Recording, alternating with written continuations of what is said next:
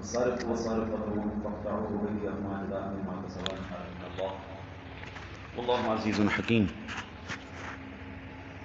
اور مرد یا عورت چور ہو تو ان کا ہاتھ کاٹو، ان کے کیے کا بدلہ اللہ تعالیٰ کی طرف سے سزا، اور اللہ غالب اور حکمت والا ہے۔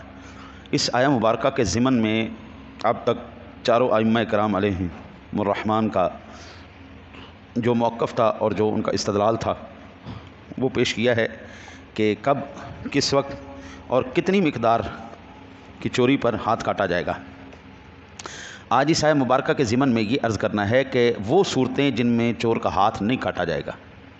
فتاوی عالمگیری میں ہے کہ ہاتھ کاٹنے کی حسب ذیل شرائط بیان کی گئی۔ جو چیز دارالاسلام میں مباح یا خسیس اور حقیر ہو اور اس کے چرانے پر ہاتھ نہیں کاٹا جائے گا، جیسے افتادہ لکڑی، گھاس پھوس، سرکنڈا مچھلی اور ہڑتال اور چونا وغیرہ، یہ ہدایہ کے اندر بھی مسئلہ موجود ہے۔ ایویں بے وقت سی چیزیں بندہ پھینک دیتا ہے، اس کے اوپر ہاتھ نہیں کاٹا جائے گا۔ حقیر چیزیں، گھاس کسی نے کاٹ لی تو گھاس کاٹنے پر بھی ہاتھ نہیں کاٹا جائے گا۔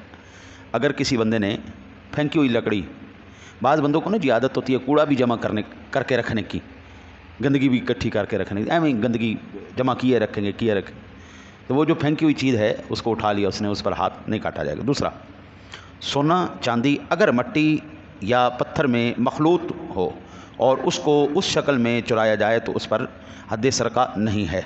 ظاہر الروایہ یہ نا جی ہم یہ گلگت بلتستان اور یہ جہاں پر وہ دریا اور نہریں چلتی ہیں، میرے ایک دوست ہیں، انہوں نے پی ایچ ڈی اسی چیز پہ کی تھی، یہ ریت میں سے، سونے میں سے کیمیکل کے ذریعے، اپنا ریت میں سے، مٹی میں سے کیمیکلوں کے ذریعے سونا نکالنا۔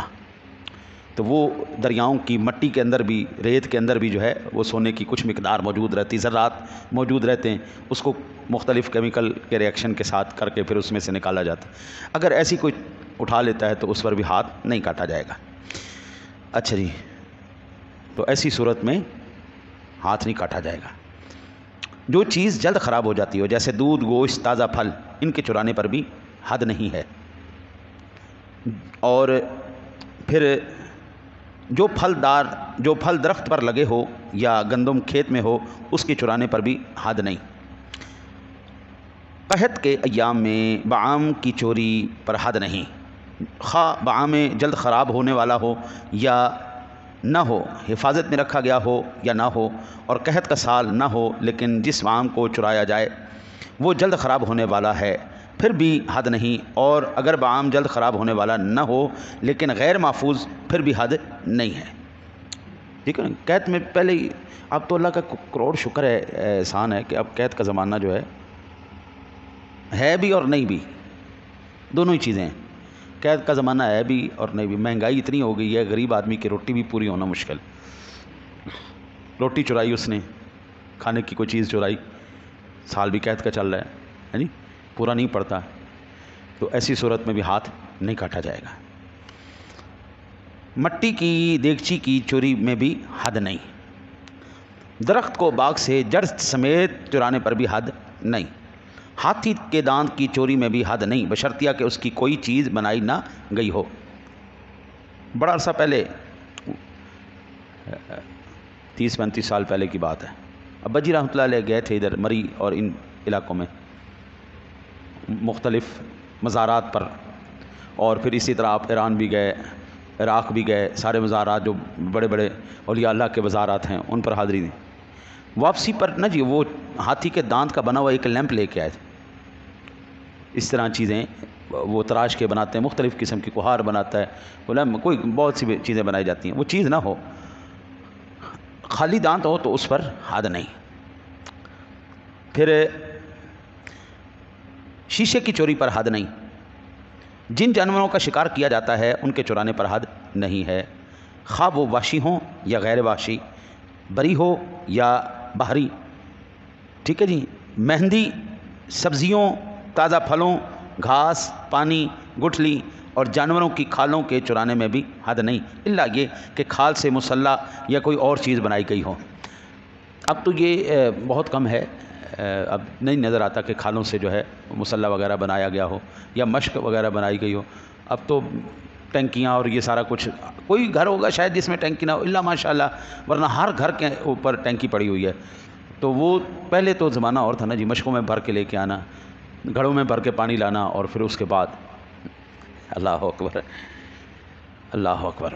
میں نے کچھ ابتدائی زندگی کے جب اپنے والد گرامی رحمۃ اللہ علیہ کے وصال کے بعد جب اپنے پیروں پر کھڑے ہونے لگے نا جی، تو بڑی تکلیف کا وقت دیکھا، بڑی تکلیف کا وقت دیکھا. ایک پلاٹ بجی کا تھا، اس میں رہتے تھے، بالکل کچا سا، اور ساتھ ہی نا جی ایک سبیل لگی ہوئی تھی، سبیل لگی ہوئی تھی. اس میں اس میں سے میں بوتلیں بھر کے لاتا تھا پانی کی، جو سارا دن ہم استعمال کر. 2 کے بعد تیسری جب میں بوتل بھرنے لگتا تھا نا، تو وہاں پہ کھڑا گارڈ مجھے بھگا دیتا تھا، چل مولوی نس جائے تو چل، دوڑ جائے تو پانی نہیں دینا تن، چل نس جا. میں کہتا تھا یار سبیل لگائی ہوئی ہے، خلقت خدا اس سے جو ہے وہ فائدہ اٹھاتی ہے، آپ کیوں نہیں کرنے دیتے؟ شروع سے ہی عادت ہے کسی کے آگے ایسے کرنا ہی نہیں، خود تکلیف برداشت کرنی ہے، لیکن کسی کو اپنی حاجت تو بتانی نہیں نا. مجھے کیا ضرورت ہے نہیں بتانی، اللہ کو بتانی ہے. میں اگر دنیا کے آگے ہاتھ پھیلاتا رہتا، اپنے خاندان میں میرے ٹھیک ٹھاک، اللہ کا کروڑ شکر ہے، مجھے ایسے منٹوں کے اندر اپ کر دیں.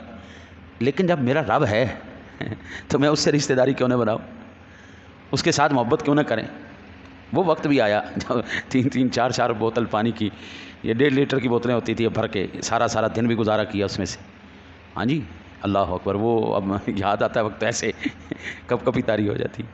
اس مالک سے عرض کیا تھا مولا جیسے تو جس حال میں تو رکھے، اب کروڑ شکر ہے جی، اس مالک کا کروڑ ہاں مرتبہ شکر ہے. اس حال میں بھی شکر تھا، اس حال میں بھی شکر ہے. وہ جس حال میں رکھے کروڑ ہاں مرتبہ شکر ہے. آپ اندازہ فرمائیں کہ یہاں پر تو ضمیر گوارا ہی نہیں کرتا نا جی کسی کو میں اپنی ذاتی، ہاں مسجد کے لیے یا مدارس کے لیے یا اللہ کے کام کے لیے ٹھوک کے بیان کرتے ہیں، چلو بھائی نکالو شاباش جلدی کرو حصہ ڈالو اس میں. لیکن جب اپنی ذات کی باری آئے گی، آپ نہیں کہہ سکتے کہ یہ ہمارا مولوی جو ہے کسی کے گھر گیا یا کسی کی دکان کے گیا اپنی حاجت کے لیے. انشاءاللہ مرتے دم تک اللہ ایسا وقت نہ لائے. ٹھیک ہے جی.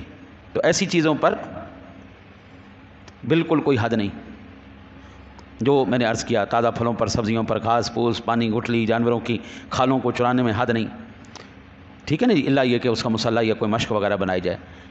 خمر، خنزیر، باقی پرندوں، وحشی جانوروں، کتے، چیتے، مرغی، بطخ اور کبوتر کے چرانے میں بھی حد نہیں. تنبور، دف، مزمار اور باقی گانے بجانے کے آلات کے چرانے میں بھی حد نہیں. طبل، بربت اگر لہو و لب کے لیے ہوں تو ان کے چرانے میں بھی حد نہیں. اگر جہاد کا طبل ہے تو اس میں اختلاف ہے. اب تو جو ہے نا جی سائرن بج جاتے ہیں. پہلے بڑے بڑے ڈھول ہوتے تھے، بڑی بڑی ڈھول، وہ پیٹا جاتا تھا، نکارہ بجایا جاتا تھا جی. جنگ شروع ہو گئی. مجاہدین کے لیے، اسلامی حکومت کو قائم رکھنے کے لیے، حفاظت کے لیے اگر ایسی چیز ہے تو پھر چوری پر حد ہوگی. اگر صرف کھیل تماشے کے لیے، گانے بجا کے لیے، پھر کوئی حد نہیں. مصحف یعنی قرآن مجید کے چرانے میں بھی حد نہیں. فقہ، نحو، لغت، شعر و ادب کی کتابوں کے چرانے میں بھی حد نہیں. تیر چرانے میں بھی حد نہیں. سونے یا چاندی کی سلیب یا بت کے چرانے میں بھی حد نہیں. البتہ سونے اور چاندی کے جن سکوں پر تصویریں ہوں ان پر حد ہے.